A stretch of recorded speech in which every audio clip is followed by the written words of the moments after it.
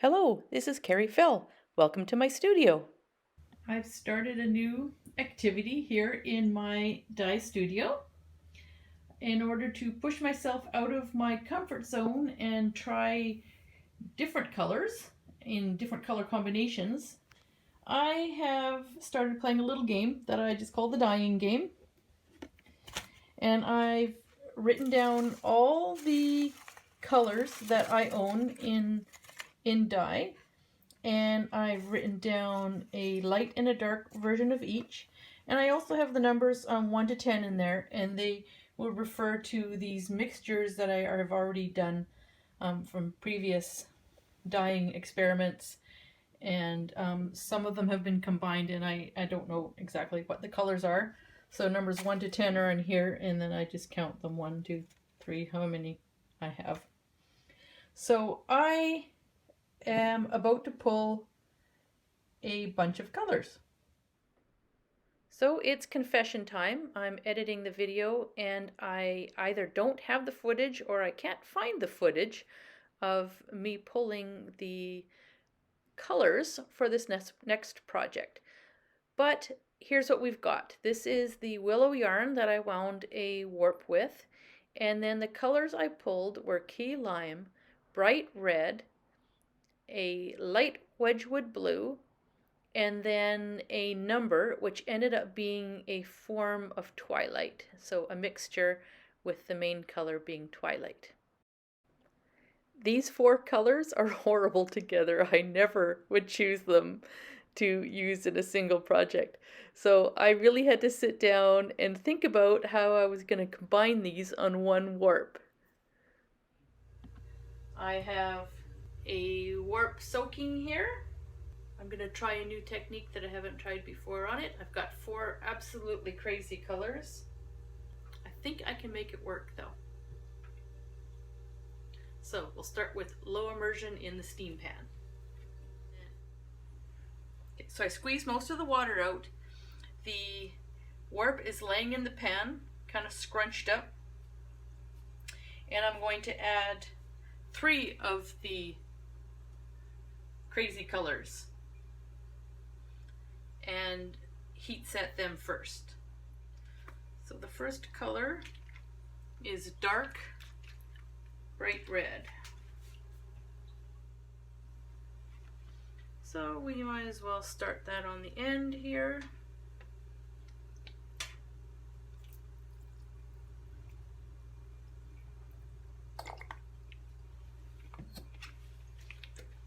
So I'm just adding it to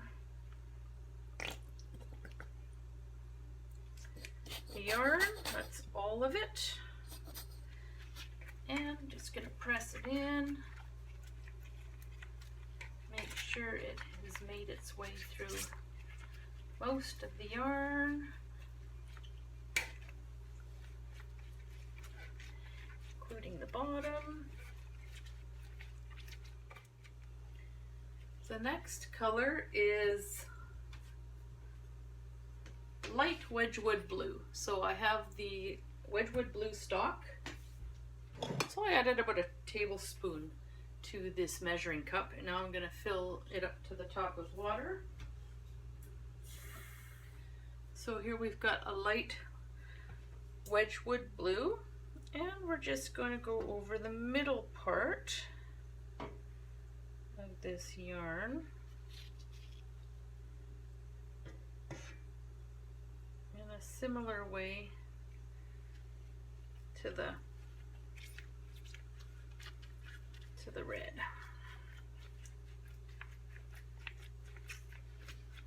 I'm going to squeeze it in there. And then the final color is a dark key lime. We're going to do that the same way by adding it to the measuring cup. And add it to the bottom part.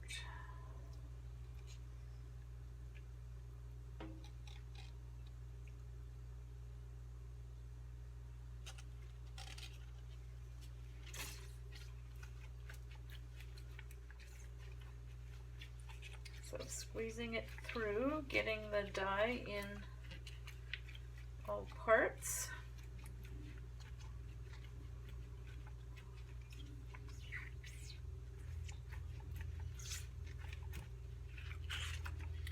Okay, so I'm going to turn on the heat and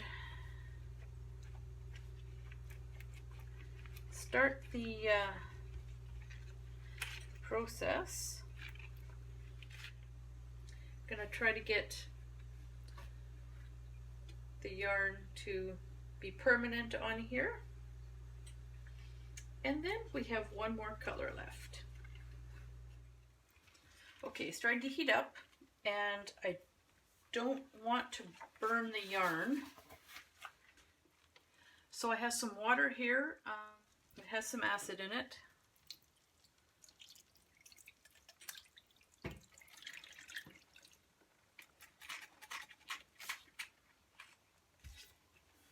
And hopefully the color won't mix too much. That lime wants to travel. Let this heat up.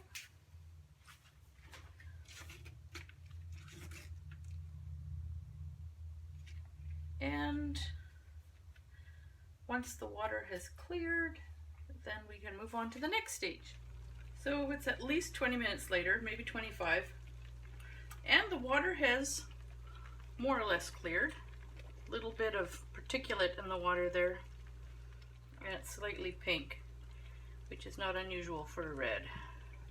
Because there's still more heating in this future, I will turn it off now, let it cool down enough for me to handle. My idea is to tie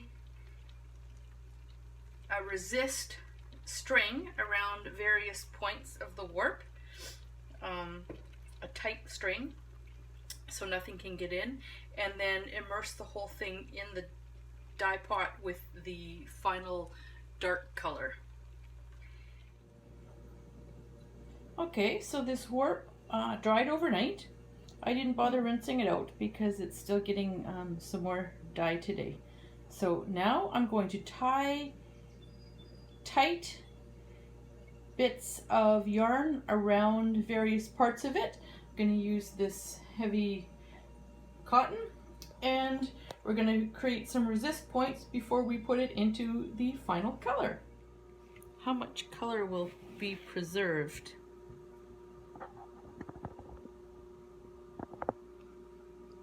With this technique, whether they'll just be little slivers. Now, should I go around again? I don't know. Experimental this is. A couple ties in each color. I think that the dye will have trouble getting in there. How much it'll get in here, I don't know. It might have trouble getting in this part too. So we might have some interesting effects. So I'll just keep doing this until everything is tied off. I think 2 in each color. So for the final dye bath, it was number 4 was the color, which is this mixture, which is a very dark, I believe, twilight plus maybe some turquoise mixed in. And now I'm making it leak. I should put on my gloves. So we're going to fill this with water, and I think we'll use the acid water from previous dye baths. So that's water with acid already in it. We'll heat it up along with this.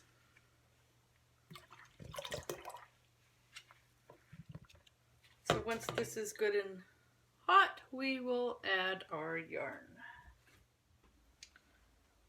Okay, I realized I didn't want this to be boiling when I added the yarn. That would shock it a bit. So I took it off the heat for a bit. I was worried about the yarn penetrating to the inside of the untied areas. I wanted the yarn to get inside here and not just hit the outside in it here. So I soaked this for 15 or 20 minutes in just plain tap water. And now I'm going to add it to the pot.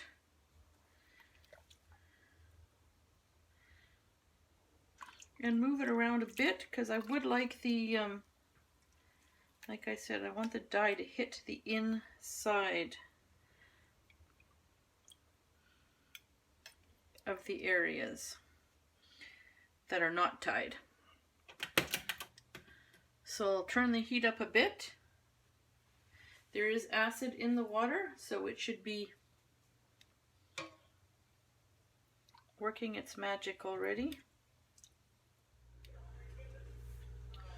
So after 10 or 12 minutes of the temperature getting a little higher, it's not boiling yet, it's taking its time.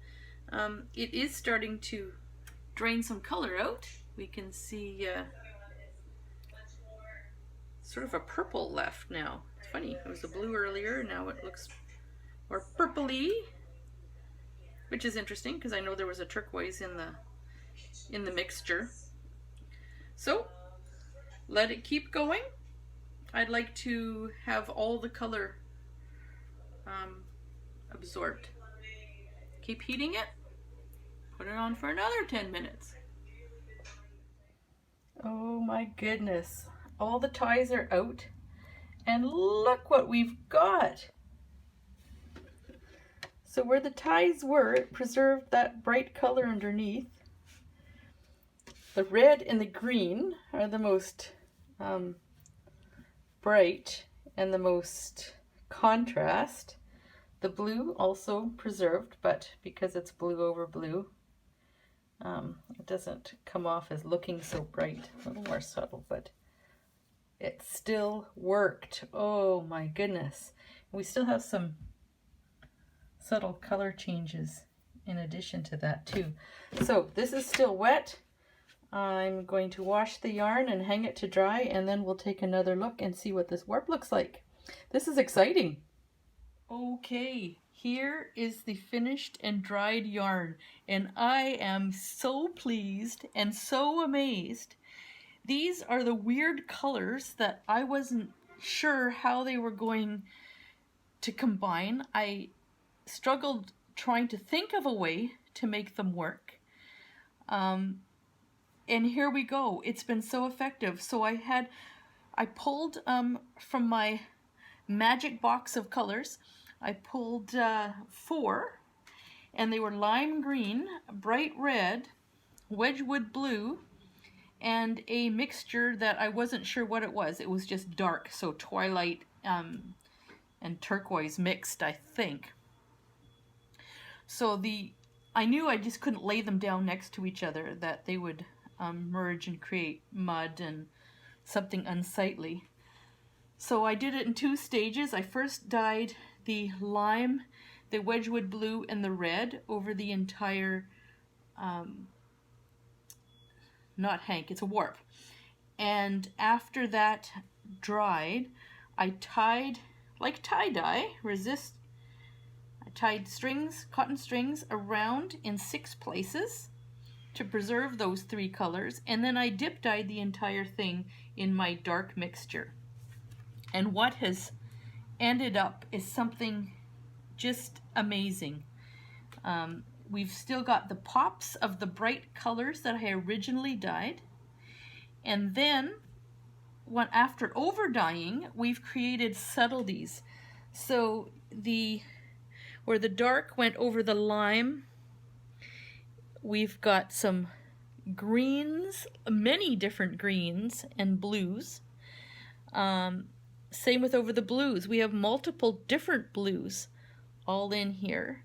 And then over top of the red, we have a multitude of purple hues. So, and this is just so exciting. It is a colorway I never would have created on my own, but ended up being amazingly effective. I'm definitely going to be pulling things out of a hat again in the future for more projects, and I'm definitely going to be doing this tie-dyeing effect. So what's going to happen is it's folded back on itself, so it's going to give this is one end of the warp, so it's going to go through the greens, the blues, the red, purples. Then it's going to go back again, a palindrome effect, back to the greens, and then go through the order again. So how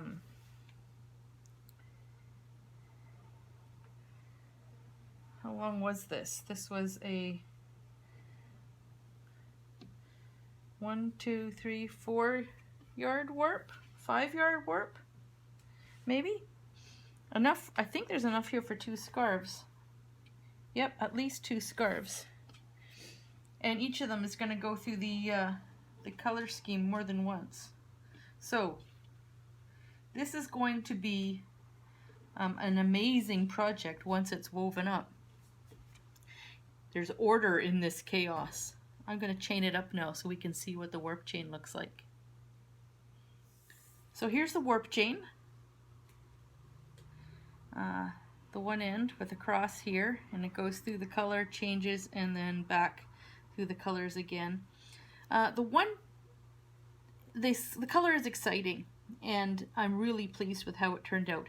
The one downside to this technique is that the wool is slightly felted. It is not a superwash. It's 100% wool, and so the threads are sticking to each other. They've gotten to know their neighbors a bit, and so some of the yarns are sticking to each other. This won't be a problem. Once the yarn goes through the reed, it'll separate them out and it'll be no problem. After wet finishing, they'll stick to their new neighbors. So it's not really a big problem, but something that is to be expected if you see this in person. The reason why this happened is I did run it through 2 dyeing processes. So first, the first color went through the entire dyeing process with the hot water, and then with the bubbling. So then the second process went through it all again. After it cooled, we put it back in and reheated it again. So this saw a lot of heat and a little bit of agitation. So that's why the threads have stuck to each other. But you can see that they easily come apart and will be quite weavable once you can see it there. You know, once they're threaded through heddles and the reed, they'll be fine. A successful dye project and a beautiful warp. Can't wait to see what it looks like once it's woven up. I think I'll put this one in my store. I'm dying to weave it, but I have a lot of warps lined up and ready to go. So I'll put it in my store and I'll work on a few more of these type of warps in various different colors.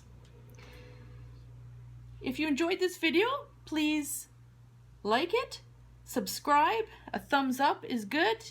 Thumbs down if you didn't like it. Thank you for watching.